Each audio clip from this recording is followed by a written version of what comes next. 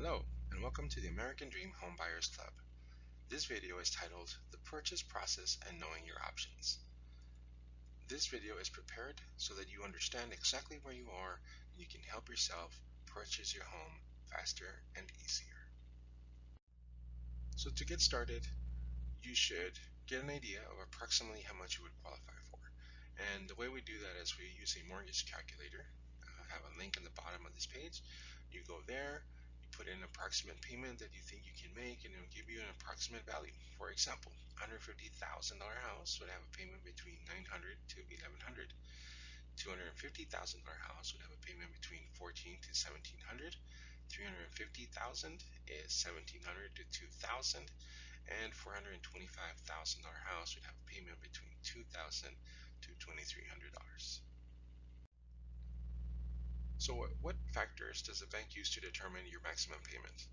Number one, your income, which is determined using the last 2 years of your tax returns and your current pay stub. And we're going to take an average of that to give us an average monthly income. And then your debts. We're looking at whatever you're paying that will appear in your credit report, including your card payments, credit cards, personal and student loans.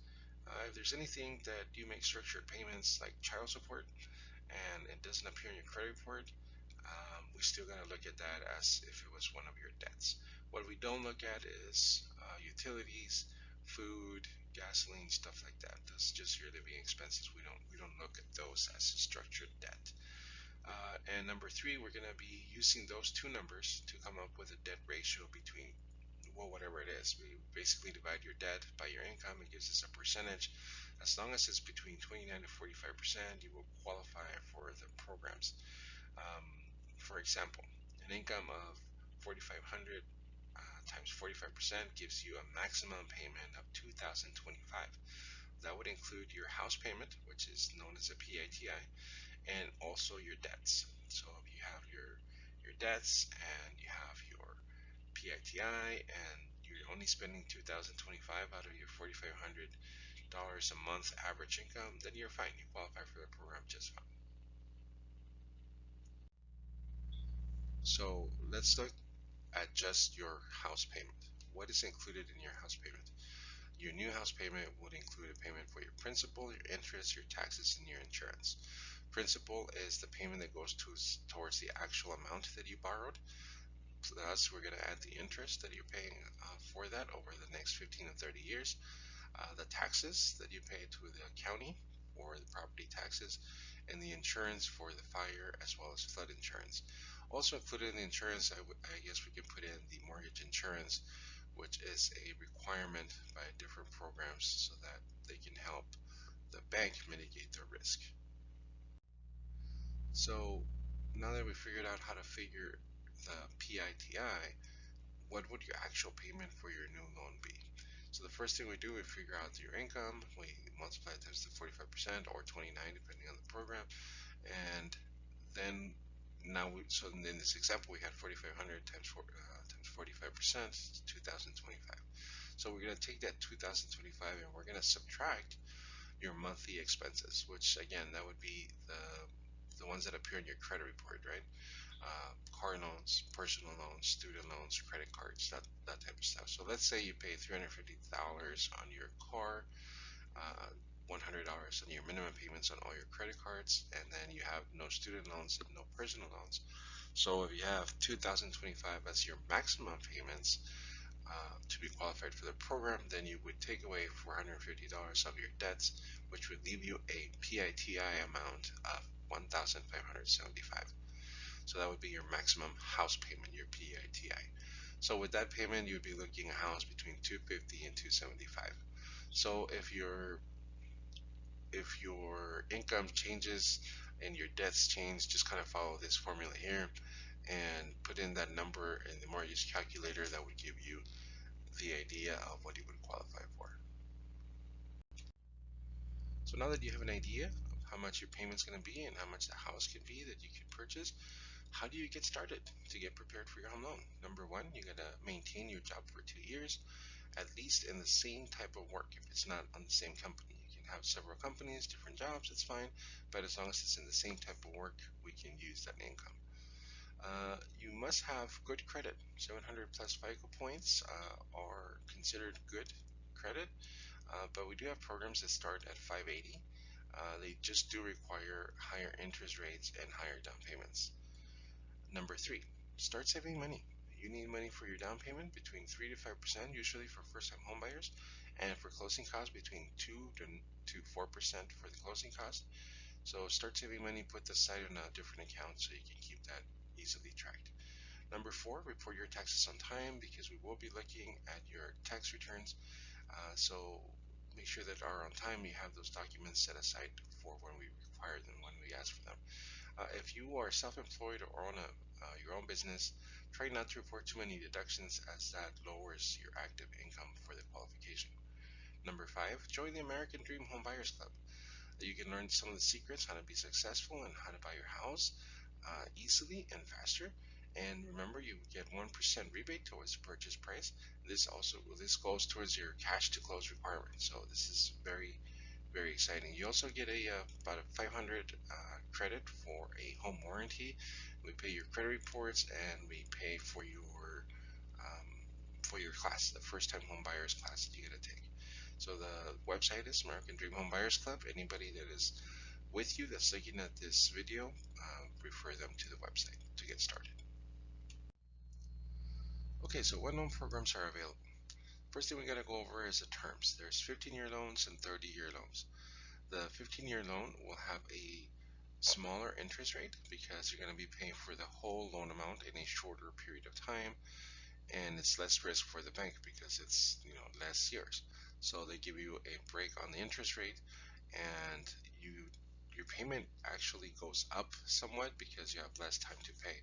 But just keep in mind, you would save you 15 years of payments, so that is a huge savings for you. There's the 30-year loans, which is most mortgages are 30-year loans, and that gives you the ability to finance the amount over a longer period of time, making your payment less, and it's easier for first-time home buyers to get those. Then we do have ARMs and jumbos, and let me come back to those. Let me go over FHA and Fannie and Freddie first. So Fannie and Freddie and the FHA loans, these are the loans that most first-time home buyers purchase or use to purchase their home. The FHA loan requires, depending on your FICO score, let's say you have a 580, then you can come in with 10% down. Your rate's going to be a little bit higher, but you can still buy. So if you want to buy right away, your credit is this, then you can still use that to qualify. FHA and Clark County has a loan amount up to $420,680. So it's pretty flexible, and you can buy, you can qualify for a lot of homes in the valley.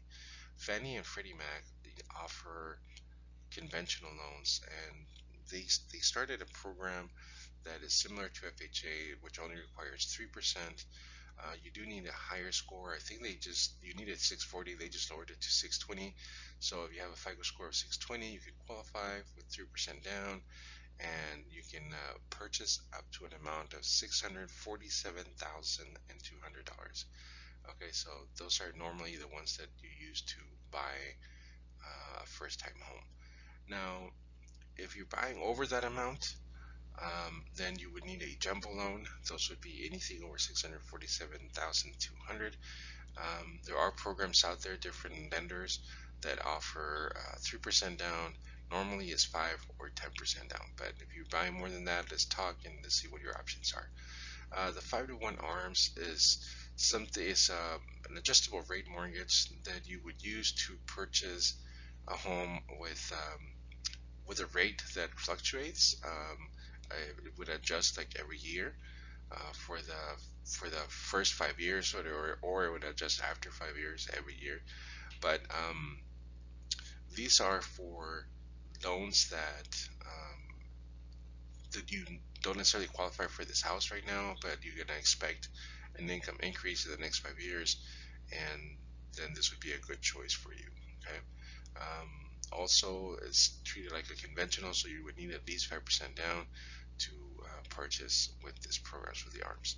The VA and USDA loans at the very bottom, those are also considered quote-unquote government loans, although government do not, they don't have much to do with them. They just kind of guarantee the loans.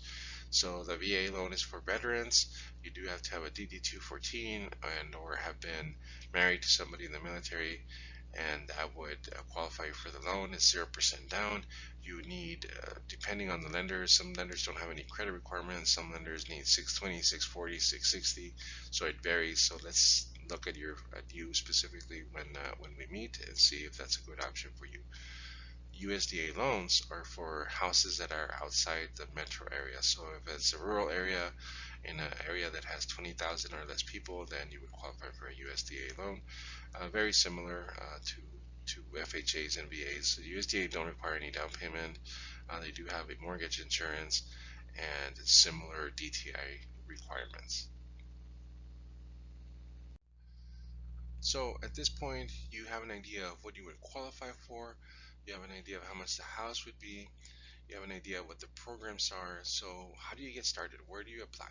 So the website is easyqual.com.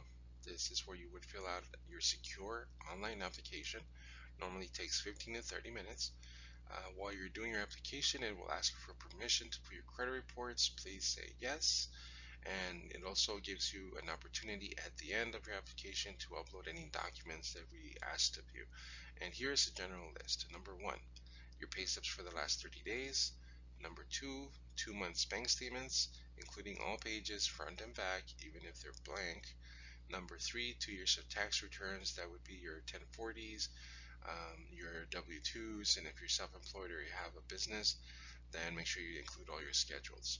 Number 4, copies of your photo ID, front and back, and your social security card. Number 5, any other documents regarding your finances, anything you're going to be using to qualify. If it's your retirement, a 401k, if it's social security or child support, make sure you upload those in there to document that. Once you apply, you must complete a online first-time home buyers class before you get your pre-qualification, and we will send you instructions and a link to that once we review your application and documents. Once you are pre-qualified, we went through the whole process there, and once you're pre-qualified, then it's time to meet with your realtor, the super broker, Robert Garcia, and it's time to go shopping. So what do? We're going to set up an appointment with Robert Garcia, and together you and him will review the list of the requirements that you want for your dream home. How many bedrooms you're looking for, how many bathrooms, do you want a 1 floor, 2 floors, what neighborhood you're looking to live in, what schools are you comfortable with, and then at that same time Robert's gonna do a check on the market through the MLS to see what houses are available, and hopefully on that same day you can go out and look at 3 or 4 houses to see if you can get into contract right away. However, if there's no homes to your liking at the moment, then Robert is going to guide you on how to proceed to look for your home. Now, one caveat, just one thing I do have to give you a heads up on, is when you do go out to look at houses, you have to make sure that anybody in your household that's going to have an input, anybody who's going to have a say of what house you're choosing, if they like it, they don't like it, or whatever, their opinion is important for your process. So make sure that they come along with you when you go see houses with Robert. There's no exceptions to that requirement. Now, you went out, looked for some houses, found a couple, you're going to make some offers. How do you win the offer? The super broker, Robert Garcia, he always likes to say, the winning bid isn't magic, it's mathematics. So what we do is we ask the bank to make some money available to you that we can offer up to $15,000 more than the asking price. That way, we offer the best possible offer up front from the very beginning, and that's how we get winning contracts right away.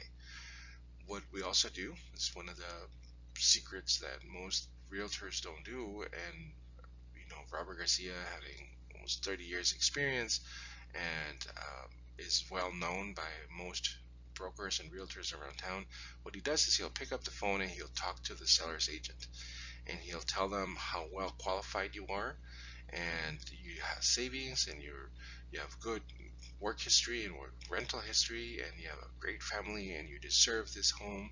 And he's going to tell them that we're going to be making our top offer, we're offering more than what it's worth, and usually that calms them, the realtors, for the sellers, that calms their nerves down. It's easier for them to accept our offer that way. So when we present our offer, they present that to the seller, and it's a lot easier to get that since their attitude is already in the plus. So go through it, have Robert talk to them, and that's how we will get winning offers. So once your offer is accepted, you're going to be going into contract. And most buyers tell us that the most stressful part of the process was once you have a contract and your loan is being underwritten by the bank fully and they don't know what's going on. So let's go over what happens. A lot of that stuff is explained through knowing what's in your purchase contract. So let's look at this. What is in your purchase contract? Number one, what is the contingency time? The contingency time is a period of time between 14 to 25 days that's negotiated between the realtors, yours and the sellers, and that gives you a chance to back out of the deal, right? You don't like something and you found something on there through the inspection or the appraisal, and you don't want to move forward with it. Gives you time to back out of the deal and get back your deposit. Number two, that's what it's talking about, your deposit. So how much is your deposit? Your earnest money deposit is usually about 1% of the purchase price. So $300,000 house, you need $3,000 deposit. Now the earnest money deposit is just that. It's just a deposit of good faith. That money could be counted towards your down payment. So if you have 3.5% down payment and you give 1% for your deposit, then when you're going to go to closing, then you only need the other 2.5 plus the closing cost. Number three, what is the due diligence time? Due diligence is when we evaluate the home, right? We're going to be looking at the value of the house, and we're going to be looking at the shape of the house. And one of the things that we do that, we're also going to be looking at make sure that the program you're in qualifies for the home and that you still qualified, all that stuff. So underwriting is going on, and there's a lot of stuff going on during this time. But due diligence, we're doing our homework on the house. We're going to get an inspection, we're going to get an appraisal, and we're going to see what shape the house is in. If there's anything that needs to get fixed, we can do it during that time and decide to move forward. Number four, what is the appraisal and how long does it take? So the appraisal is an evaluation of the value of the house, right? So somebody who has a real estate license that's been trained to go out and give the value of the home goes out. Usually takes them about 2 weeks, and they'll come up with a report. It tells all the comparable sales around the area. It tells the square footage of the house, what shape it's in, and all that stuff. Although it's not an inspection, it's an appraisal, and that gives the bank an idea of what the house is worth. Number five, when is a final walkthrough of the property? So we talked about doing a home inspection. Although you don't have to get a home inspection, we do highly recommend it. But you do get a final walkthrough. So you looked at the house before you put in an offer, you liked it, you put in the offer, got accepted, got into contract. Now you're going through the process of underwriting, and you're going through the process of evaluating the home so that you can close on it. So you're going to do a final walk through the property. The reason is you want to make sure that everything that's on the house is still there. The sinks, the walls, the doors, the windows, anything that was attached to a wall is still there as it was originally advertised. You also want to make sure that anything that they found on the inspection, on the home inspection, has been fixed, or not necessarily anything, but whatever you guys negotiated to get fixed. So there might be some minor things that you needed. Something didn't have a little door was squeaky or something like that, then you don't have to negotiate for stuff like that. But if there's something big, there's a leaky pipe or something, then they gotta fix all that stuff before you move forward. So you do your final walkthrough approximately, I don't know, 4 to 7 days before the closing, and then the bank's gonna say, okay, we're ready to move forward. Let's get the closing package ready, and that's when number 6 comes in. So they get the closing package. They're called closing docs, and those are ready. and they get sent over to the title slash escrow company, which is where you deposited your earnest money deposit, right?